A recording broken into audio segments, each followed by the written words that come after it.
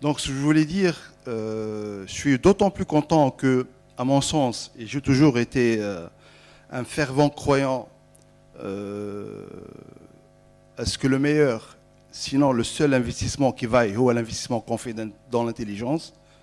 Donc, et en tant qu'étudiant, n'oublie jamais ceci, l'intelligence, c'est celle qui fait la différence.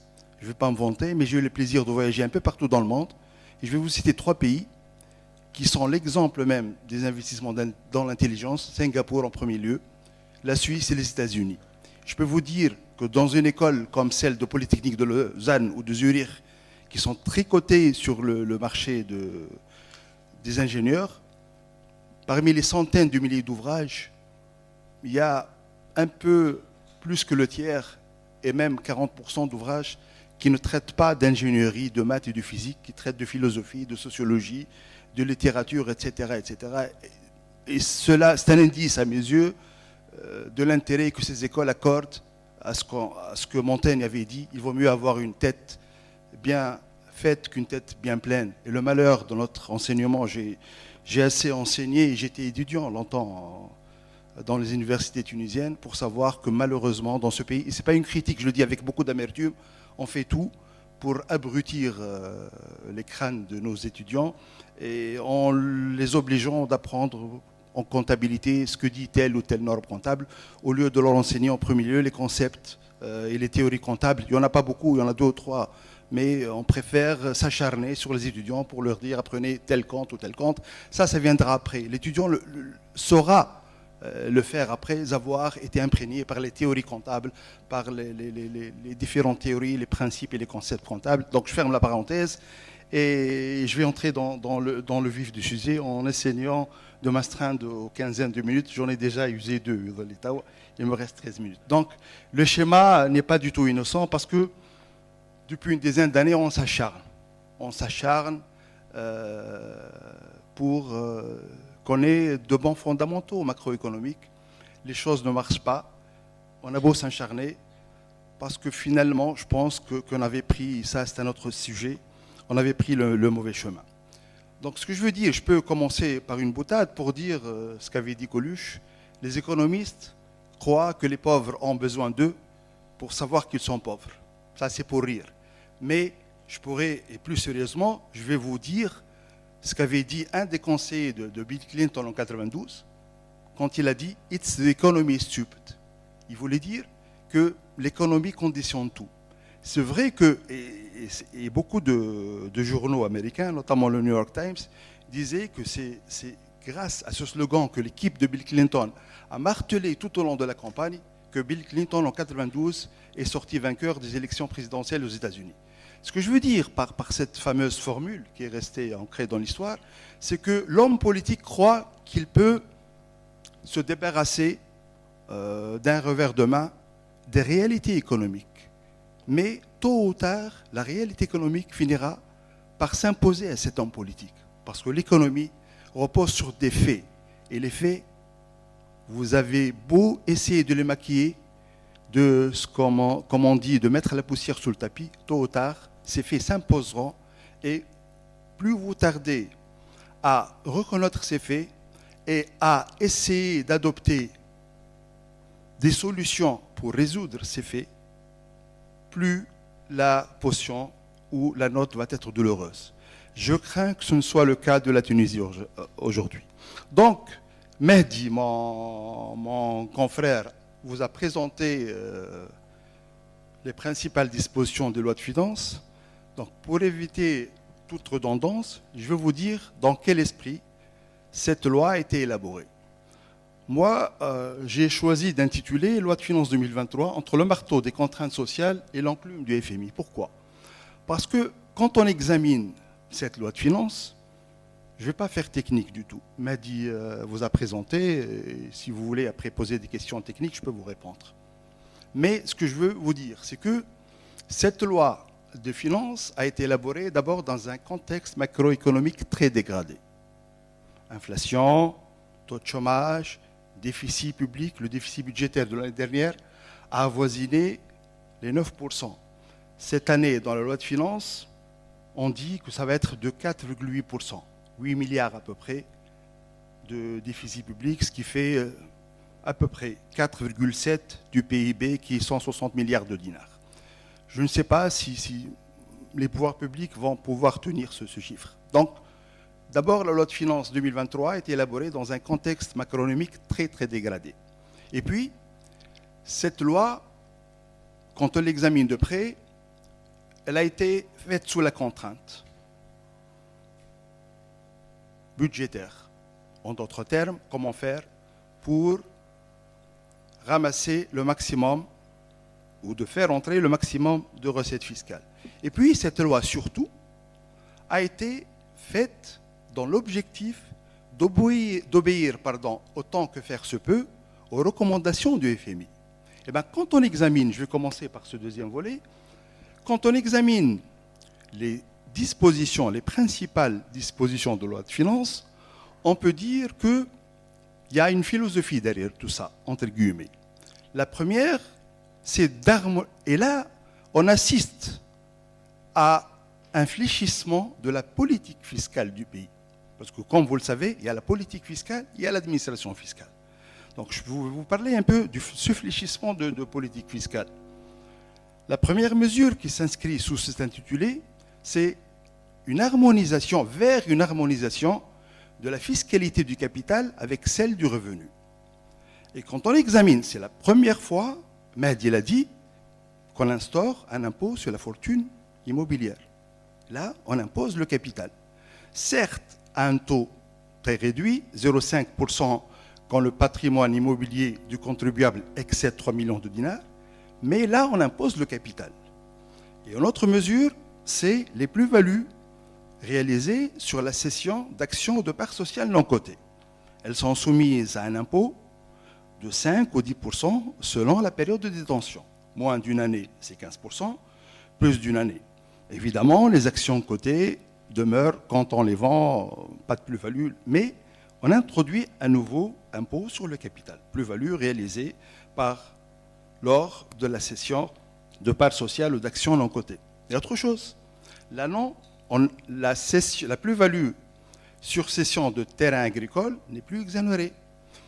On a instauré un plafond pour la cession de la résidence, etc., quand la cession de la première résidence excède 500 millions de dinars. Donc ces 4 mesures rentrent dans un cadre bien défini, c'est de rapprocher la fiscalité du capital, d'harmoniser entre la fiscalité du capital et la fiscalité du revenu. Donc la deuxième chose, c'est, et là aussi on essaie d'obéir à une recommandation du FMI, certaines personnes ont vu le fait qu'une TVA passe de 7% de 13 à 19, ou que l'IS pour certaines professions, activités passe de 10 à 15, comme un moyen de récolter de recettes supplémentaires. Certes, mais derrière ça, il y a aussi une injonction du FMI. C'est de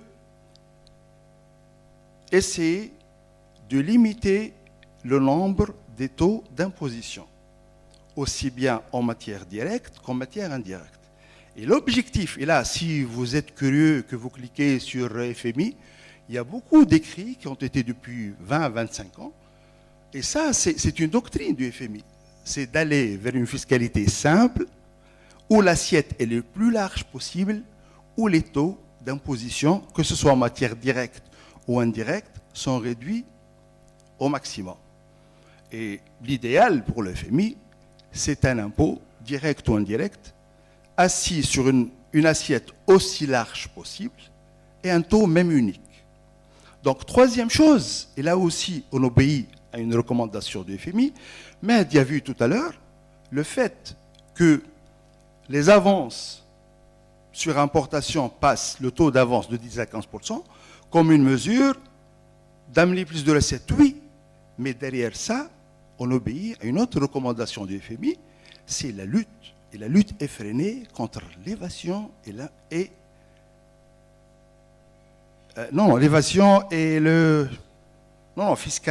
la fraude fiscale. Voilà, l'évasion et la fraude fiscale. Et là, c'est la première fois où on impose des amendes, des pénalités d'assiette et de recouvrement très lourdes. Moi, j'ai calculé, je me suis amusé. Dans certains cas, Si le contrôle fait ressortir une insuffisance fiscale, pas une déclaration avec retard spontané, mais les pénalités d'assiette et de recouvrement en cas de contrôle fiscal peuvent excéder 100% et avoisiner, dans certains cas, si le retard est de 4 années, les 150%. Et là également, on fait rentrer de l'argent en luttant, en pénalisant, en tapant sur les doigts des fraudeurs, mais en obéissant à une recommandation du FMI qui, aux yeux de qui, l'administration fiscale tunisienne est laxiste. Le FMI nous l'a dit. Les anciennes pénalités, c'était en cas de dépôt spontané de 9% l'an, mais ce n'est même plus le taux d'emprunt auprès d'une banque. Donc, vous voyez un peu. Donc, toutes ces mesures rentrent dans le cadre, oui, c'est pour obéir à un certain nombre de recommandations.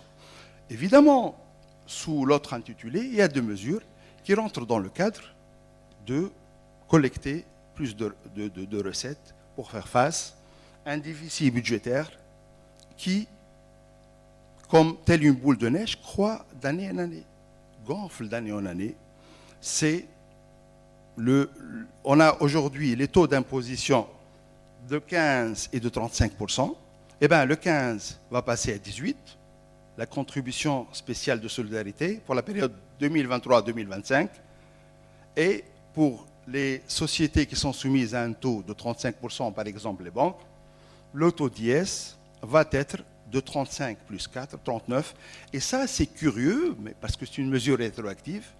Ce sont des taux qui vont s'appliquer aux bénéfices déclarés au titre de l'année 2022. Il est vrai, et Mahdi l'a dit, que pour les personnes physiques, les taux de CSS baissent de 1 à 0,5, mais ça va être applicable pour les déclarations au titre de l'année 2023, c'est-à-dire les déclarations qu'une personne physique fera au plus tard le 5 décembre 2024. Donc,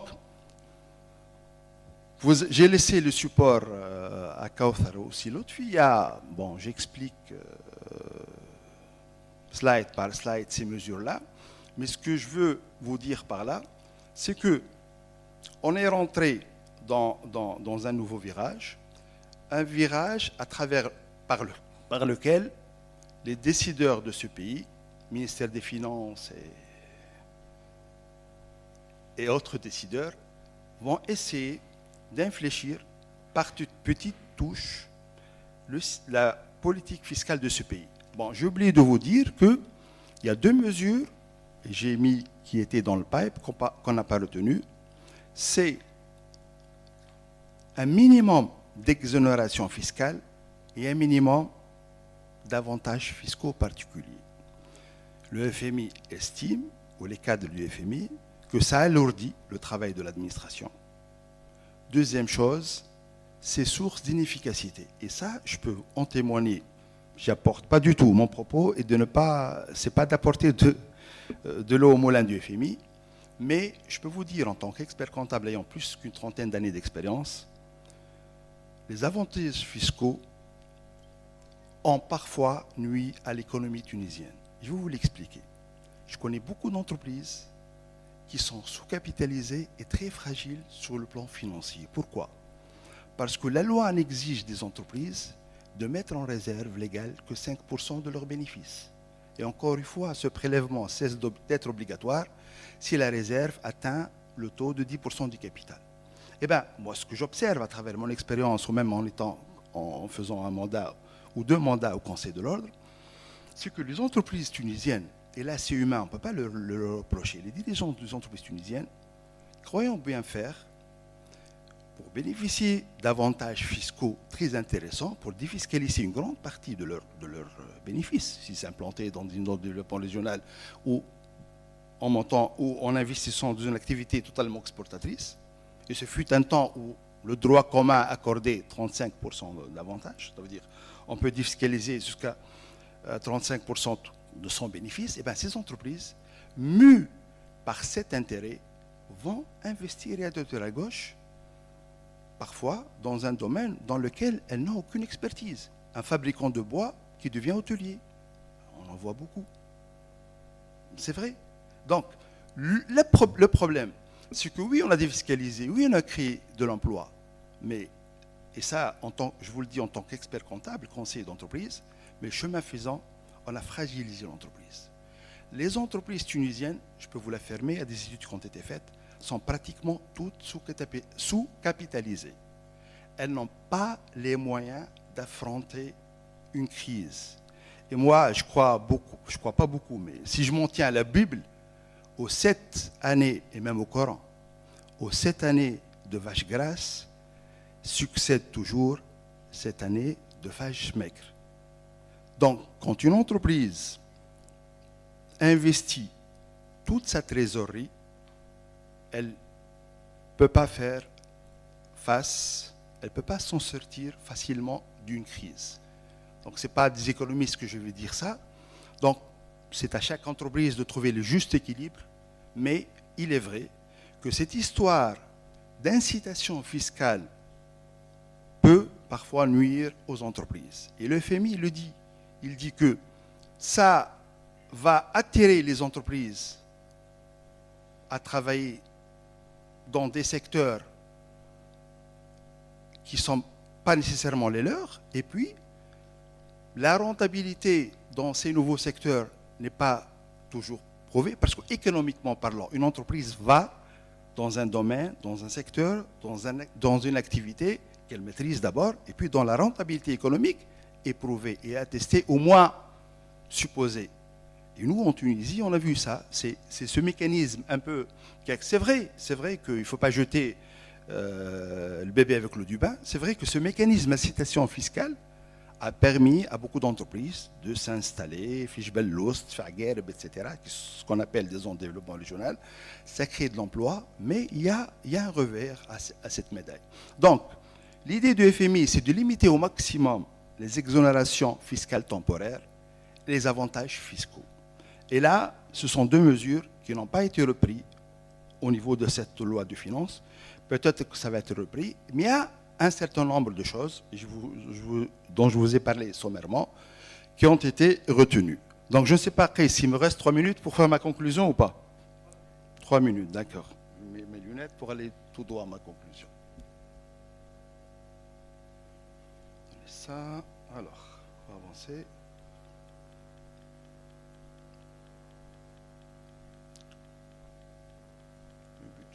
La conclusion, alors, réduire, pardon, oula, j'ai écrit tout ça, c'est beaucoup, voilà, donc, c'est ma conclusion, elle n'engage que moi, comme Shkoun, c'est mon avis, je le partage, c'est Woody Allen qui a dit ça, pas Coluche. C'est mon avis, je le partage. Donc, les problèmes structurels du système fiscal tunisien, à mon sens, sont responsables dans une proportion plus ou moins large des déséquilibres budgétaires, ainsi que de la médiocrité de la croissance de l'emploi. Et j'ouvre une parenthèse, et là, c'est Hakim, il pourra me répondre après. Moi, je ne suis pas économiste, mais je fais partie de ceux qui croient que politique budgétaire et politique monétaire sont les deux faces d'une même monnaie. Dans la mesure, et si Hakim peut vous développer ça, peut-être vous l'invitez une autre fois ou maintenant, elles sont en interaction permanente.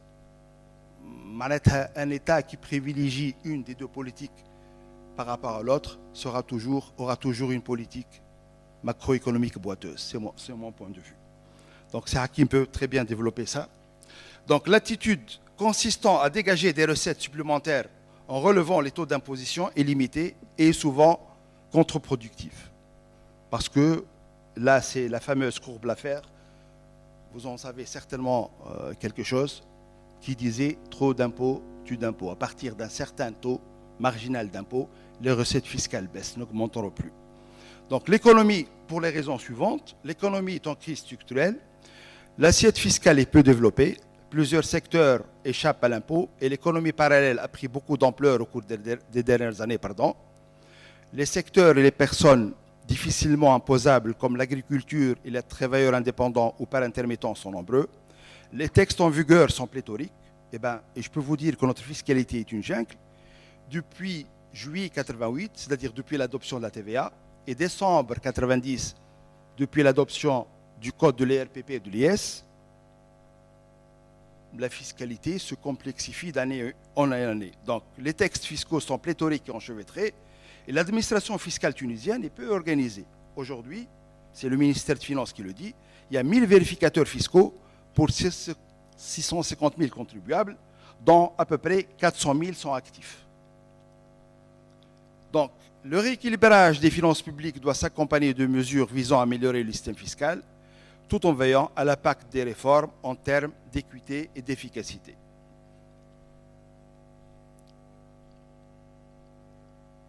Donc la période qui s'ouvre et qui s'est déjà ouverte il y a quelques années, avec ses aléas et ses incertitudes, appelle une réorientation en profondeur de la stratégie de la Tunisie en matière de finances publiques. Sous le poids de la masse salariale de la fonction publique et parapublique, à peu près 23 milliards de dinars, c'est 42% des dépenses budgétaires de 2023. L'ampleur des déficits des entreprises publiques, on parle d'un passif de dette de 20 milliards de dinars. La masse des subventions qui passe cette année à 8,8 milliards de dinars, qui était de 12 l'année dernière. D'ailleurs, j'ai des doutes quant à cet objectif parce que dans la loi de finances 2023, on réduit les subventions de 3 milliards de dinars. Peut-être en augmentant tous les mois le prix de l'énergie, ou je ne sais pas, peut-être en éliminant la subvention de certains produits. Donc ce n'est pas encore très, très clair, mais en tout état de cause, on passe de 12 à 8,8, c'est-à-dire moins 3,2 milliards de dinars alloués au budget de la compensation. Donc le pays n'a pas d'autre choix que d'engager au plus vite un solide programme de réforme. Il s'agit de conduire des politiques budgétaires et monétaires qui contribuent à stabiliser la conjoncture économique et à contenir le niveau de la dette qui n'est pas loin de 85% du PIB. Donc les réformes durables et de qualité sont généralement plus longues à appliquer et mettent davantage de temps à produire des retombées positives sur le budget. C'est notamment vrai en cas d'élargissement de l'assiette fiscale, lutte contre l'économie souterraine ou de réforme de la fiscalité du capital afin de l'harmoniser avec celle du travail, d'amélioration du capital humain, un indicateur crucial pour les entreprises dans leur décision d'investir à l'étranger, de parier sur l'innovation pour améliorer la compétitivité des entreprises et leur montée en gamme. Mehdi a parlé tout à l'heure d'économie bleue et verte, de réforme des caisses sociales et des entreprises publiques. Ces mesures doivent donc s'insérer dans le cadre d'une politique globale qui vise une stabilisation budgétaire appropriée sur le court et long terme. En d'autres termes, je pense qu'à travers tous ces colloques, je n'apporte rien de nouveau. Je pense que mes amis et confrères, la position est claire. Je pense que c'est la volonté politique, c'est peut-être aussi le courage politique, c'est peut-être aussi la prise de conscience, je n'en sais rien. Mais de toutes les manières, ça fait des années, même le FMI, ça fait des années qu'ils sont en train de rebâcher le même discours. Vous, en tant que personne, vous ne pourrez jamais dépenser 100 quand vous n'en gagnez que 50. Vous pouvez emprunter le premier mois, le deuxième mois, le troisième mois, mais il arrive un temps où personne ne voudra vous prêter. Donc moi, je suis un des partisans de la rigueur budgétaire, je suis un des partisans de l'orthodoxie budgétaire, mais pas à n'importe quel prix. Il faudrait, s'il y a un effort, il y aura un effort à faire. Cet effort doit être équitablement réparti du point de vue social. Et la citoyenneté exige de nous tous Tunisiens à ce que les gens les plus nantis supporteront plus de fardeau que les gens défavorisés. Ça fait sens. Pourquoi on est citoyen? Pourquoi on appartient? Pourquoi on est tunisien? La tunisienneté, la citoyenneté exige que l'effort soit pas mathématiquement réparti, mais équitablement réparti dans le sens où il faudrait qu'il existe toujours une justice sociale certaine, pas incertaine. Parce que sans ça, rien ne sera possible.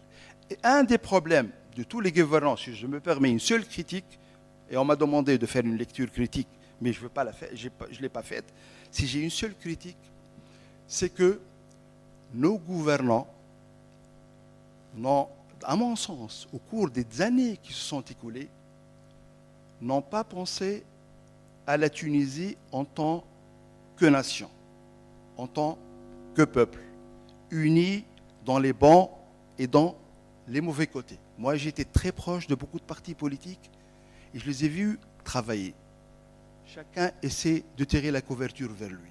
Et ce n'est pas comme ça qu'on va s'en sortir. On est tous dans la même barque qui s'appelle Tunisie. Ici, pas le malheur. Cette barque prend, il y a beaucoup de voies d'eau, prend de l'eau, de plus en plus d'eau. Et si cette barque coule, nous allons tous couler avec, les 12 millions de citoyens. Donc, il n'y a pas plus compliqué que ça.